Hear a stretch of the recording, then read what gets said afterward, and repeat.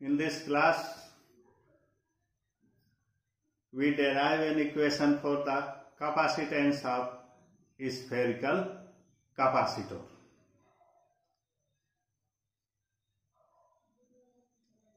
A spherical capacitor consists of two concentric spherical cells having inner and outer radii A and B.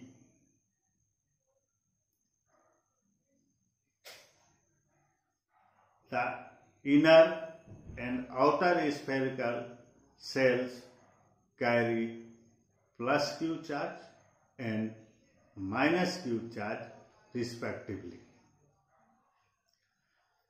That is, if we supply a plus Q charge to the inner sphere, then induced charge comes on outer sphere of same magnitude but opposite in nature. Hence, the plus Q charge on the surface of inner sphere and minus Q charge on the surface of inner surface of outer sphere. As in Gauss application, I told all of you that the electric field intensity between the two charged thin sheets parallel to each other are uniform. Always remember, the field is always uniform between the two conductors. So here also the electric field intensity inside a hollow conductor is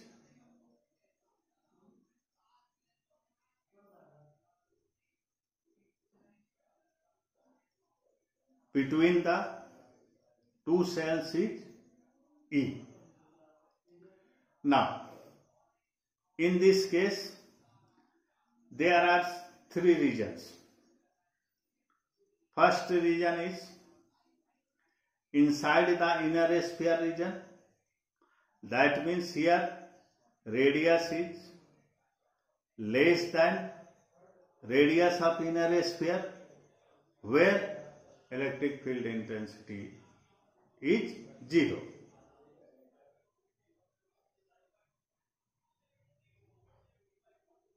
Second one is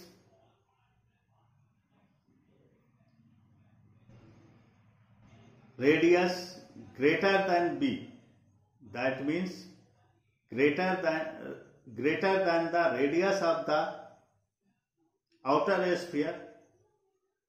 That means outside the space of outer sphere, electric field intensity is also 0.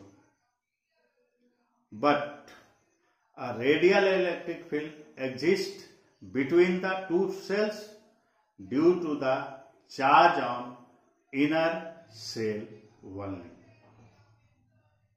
That is, electric field intensity is lie between the outer surface of the inner sphere and inner surface of the outer sphere.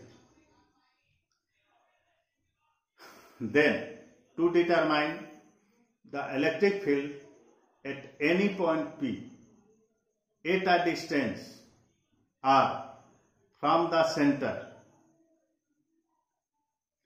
we draw a Gaussian surface, that is a concentric sphere of radius R.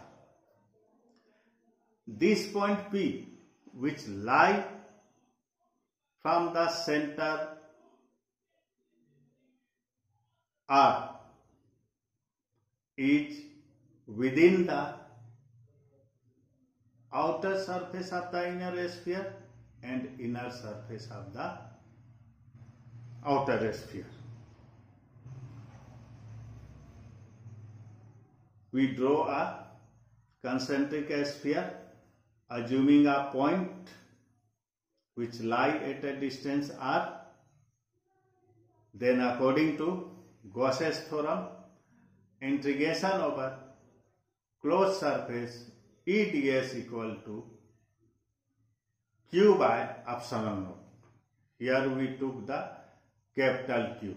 That means in outer surface of inner sphere is capital Q charge, and on the inner surface of outer sphere is minus capital Q charge. This implies that integration over closed surface E ds cos theta equal to capital Q by epsilon naught. Since the direction of vector E and vector ds are same, so the angle between them is 0 degree. Therefore, integration over closed surface E ds cos 0 equal to q by epsilon naught.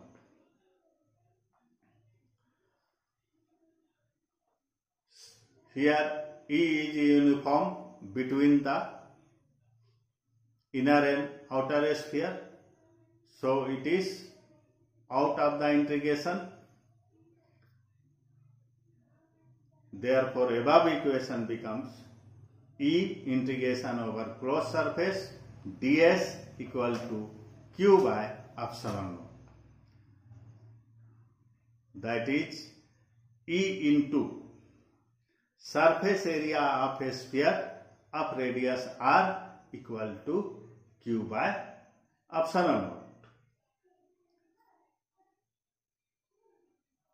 This implies that E into 4 pi r square equal to q by epsilon naught. Therefore, E is equal to q by 4 pi epsilon naught r square. It is our equation 1. And the direction of E is radially outward. Then, potential difference between two shells. V is equal to minus integration over a to b vector E dot dr.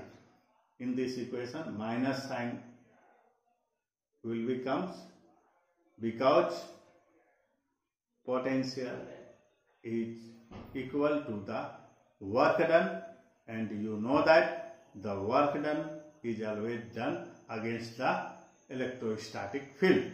Due to this reason, in this equation, minus sign will be comes. This implies that V is equal to minus integration a to b E dr cos 0. Since the direction of vector E and vector dr is same, therefore V is equal to minus integration over a to b E dr cos 0 degree, and we know that cos 0 equal to 1. This implies that V is equal to minus a to b E dr. Putting the value of E, we got V is equal to minus integration a to b q by 4 pi epsilon naught r square into dr.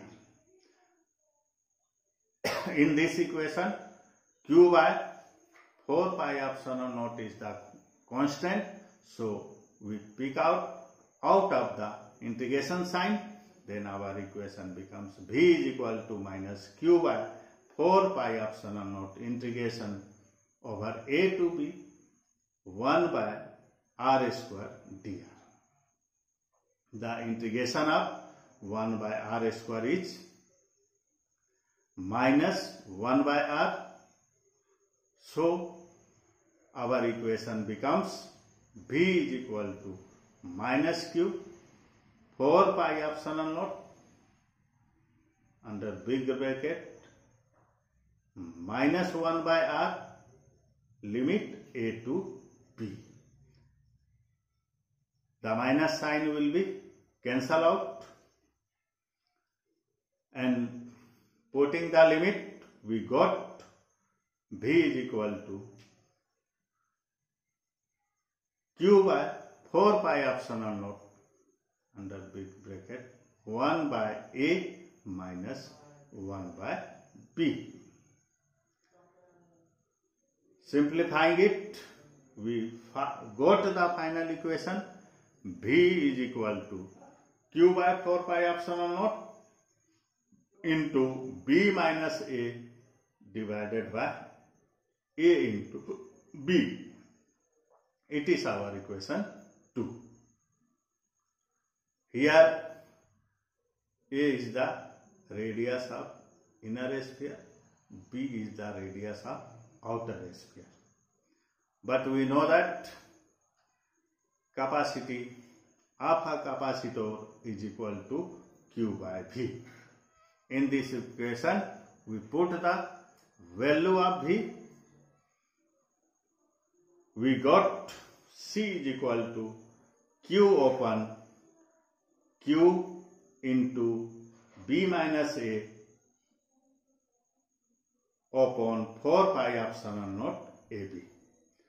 Simplifying it, we got the final equation C is equal to 4 pi epsilon naught AB divided by B minus A. It is our equation 3rd, which is the final equation of the capacitor.